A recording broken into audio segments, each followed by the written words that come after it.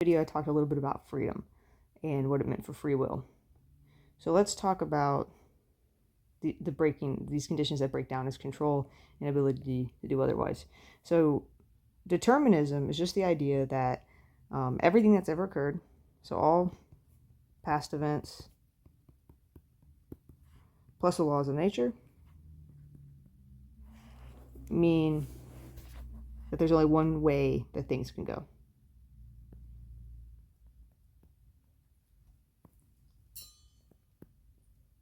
Okay? And this free will debate, like whether or not we have free will, comes up against this issue of determinism. So in the Ney chapter, there's the consequence argument, which is from Peter Van Inwagen, very famous philosopher from Notre Dame. The consequence argument is basically, if determinism is true and you can't change the past and you can't change the laws of nature, then there's nothing you can do to change the fact that the future will happen as it will happen. And so it's a consequence. So necessarily, future events are a consequence of past events plus the laws of nature. And this means, according to Peter Van Inwagen, that there is no free will. So this is a view that would be incompatible. So there's no free will. So maybe there's a couple ways that you can reject this view. So if you reject determinism, you're going to be an indeterminist. Okay? And this is based in a little bit of like this quantum mechanics research and evidence. And the idea is that because there seems to be true uncertainty, true randomness in the universe, we can get a little bit of indeterminacy. So not all future events are determined. There are different ways it can go. And so some evidence of this, all right, if you take subatomic particles of a certain nature, they'll either spin up or they'll spin down. Okay? Say you have 100 particles, 50% will spin down and 50% will spin up. And so when you measure them, that is. So when you can feed them into a machine, okay, where all the particles spinning up get shot out. So you get all your up particles out. So at the end of that tunnel, so once you get your up particles spun out, you would think that all 50, so you send 100 particles through, 50 up particles get shot out. You think at the end that you'd have 50 up particles, but that's not the case. You don't get that. You get 25 down and you get 25 up. This is something called superposition. I mean, it's truly random. Okay? And that's weird. This is a truly uncertain event. It's truly random. There's two main issues here. One is that there doesn't seem to be a lot of evidence of what happens at the quantum level affects the macro level, the level we care about. And the other issue is, like, is this the sort of freedom we care about? Is this the right quality of freedom? So I'll give you an example. If it's truly random, we just go down a little bit. If it's truly random, here's you're deciding what college to go to. If what college you choose to go to depends on true randomness, then it's 50% OU, 50% some other school, maybe Texas. Right? 50%, which means that it really isn't up to you, right? It's relying on chance. So you don't really have, right, this control. Right? You have the ability to do otherwise because it's chance, but you don't. The choice isn't actually one that you're making. It's a matter of chance. And that's not the sort of freedom that we maybe want when we talk about free will. So let's look at how this breaks down. Okay, this is a little reconstruction of the drawing from Ney. All right, it's free will compatibilism with determinism. So if you're in the no camp, you're an incompatibilist. And if you think determinism is true, then you're a hard determinist. This is Peter Van Inwagen's view. with the consequential argument, the consequences argument, excuse me.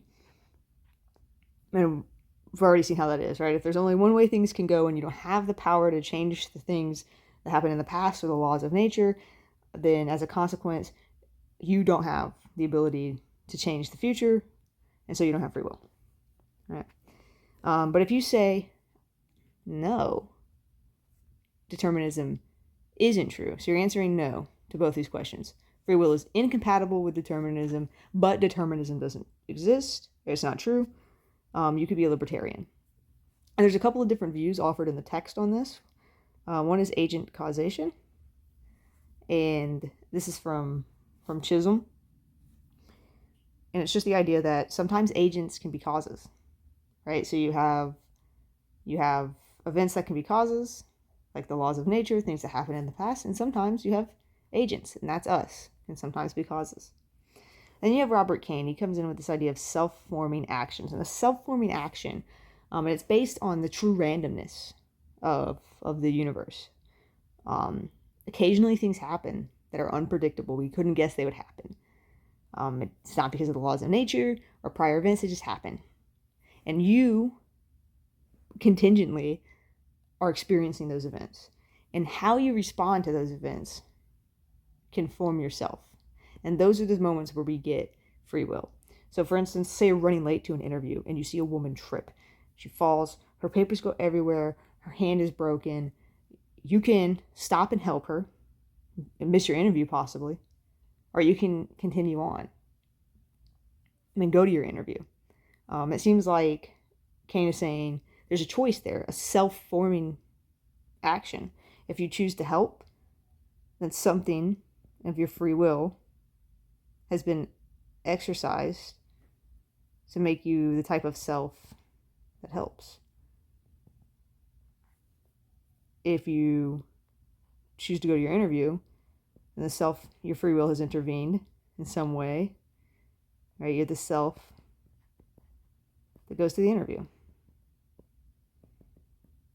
And Kane is saying that's a type of free will. So you have the incident happen here, you can be this, or you can be that. Self-forming. And he's saying that's where we get free will. We can obviously ask, how we're denying determinism, right, because of the indeterminism, but we can ask questions that go back to, all right, do we actually see macro level effects from the quantum level? There's some research, and maybe we do. Who knows? We currently don't really have the equipment to really investigate that to the level necessary. We could also wonder metaphysically what the hell a self-forming action is. Well, let's go back. All right, is free will compatible with determinism? Yes, then what you are is a compatibilist.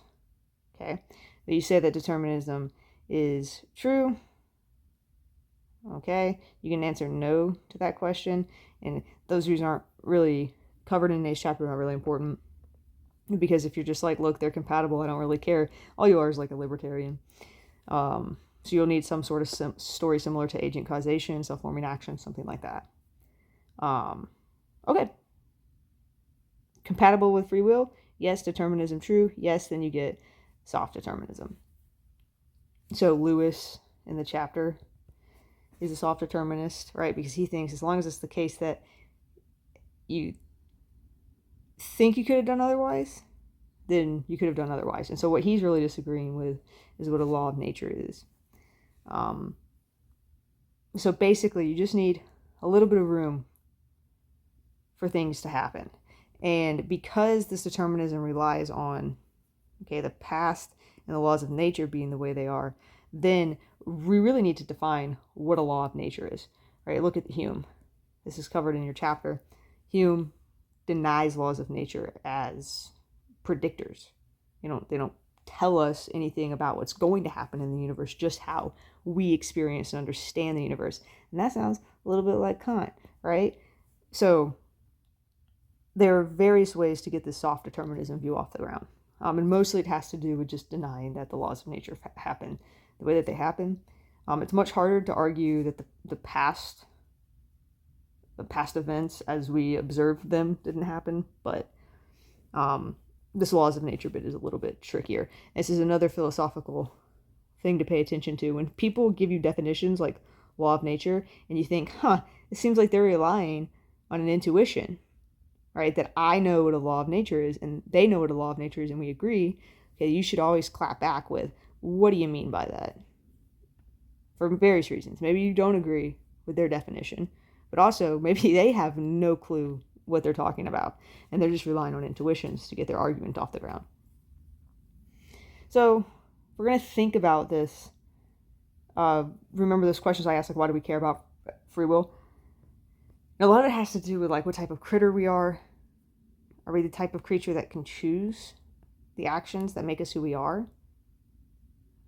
As Cain thinks. Are we the type of creatures that can be punished? Then we're asking questions about moral responsibility. And this is interesting because we're asking no longer if we're free, but questions of what would be required for us to be held responsible for our good actions and our bad actions. What makes us praiseworthy? What makes us blameworthy? Okay? And this is an interesting question.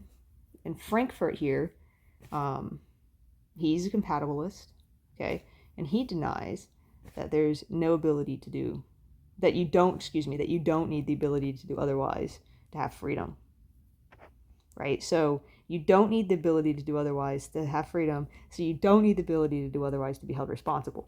Why does this matter? Okay, well, suppose that somebody is compulsively driven to steal. And whenever they get the chance to steal a candy bar, they're going to take it. And so even if you think that this possible world situation, like there's different ways the future could go. All right, for this person, any option that includes not stealing the candy bar is not a live option. That's never where the future can go because they're compulsively compelled. There's no way they can resist the desire to steal a candy bar.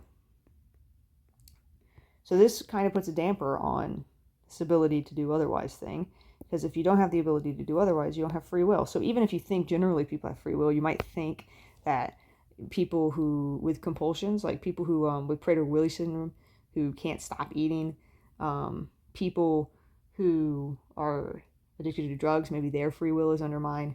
The kleptomaniac we were just talking about, these are things that maybe undermine our ability to exercise our free will. Stockholm syndrome, any sort of like violence can keep us from being able to exercise our free will. So this ability to do otherwise seems very important. It also seems important for how we cash out moral responsibility. So Frankfurt, he says, no, you don't need the ability to do otherwise. Here's an example. So John and Mary are in agreement. They're going to vote for Mayor Dan. Mary thinks that John might back out of the voting pact. So she implants a device into John's brain that if John is not going to vote for Mayor Dan, the device will kick in and he'll be forced to vote for Mayor Dan. John goes into the voting booth. He votes for Mayor Dan and the device never kicks in. So the question is, right, was John's action free? There was no ability for him to do otherwise because of the device Mary implanted in his brain. And then Frankfurt says, yeah, he's free. He's free because the outcome, voting for Mayor Dan, was the result of his choices.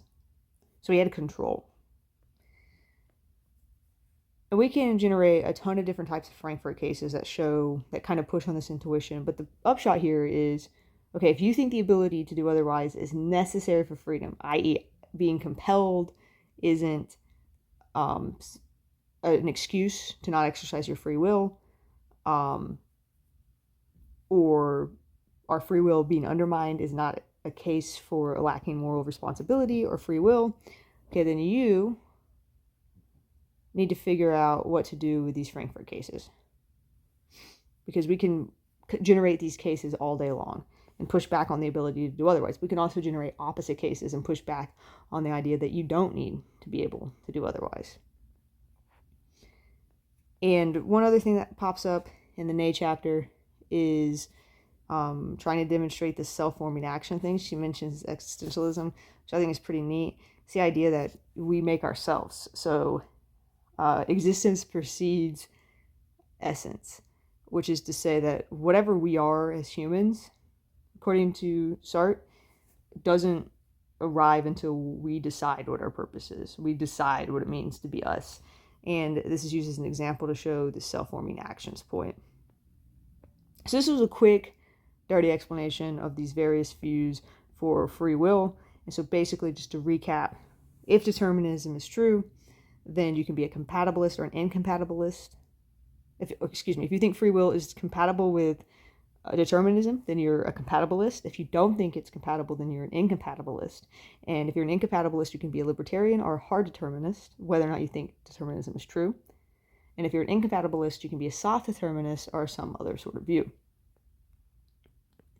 And so this is a tricky, complicated debate, and this is just an introduction to it. So I'm looking forward to hearing your thoughts about whether or not we have free will.